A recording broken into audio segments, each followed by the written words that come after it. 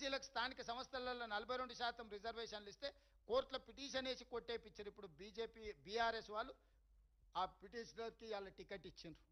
రంగు బయటపడ్డది కదా, ఎవరు అడ్డుకున్నారో.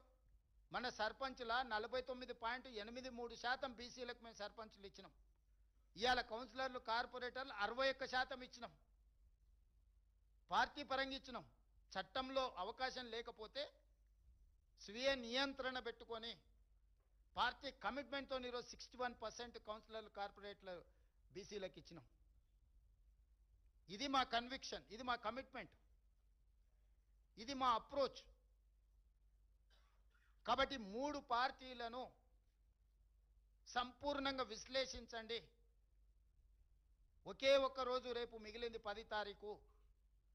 24 గంటల్లో మీ భవిష్యత్తు నిర్ణయం జరగబోతుంది.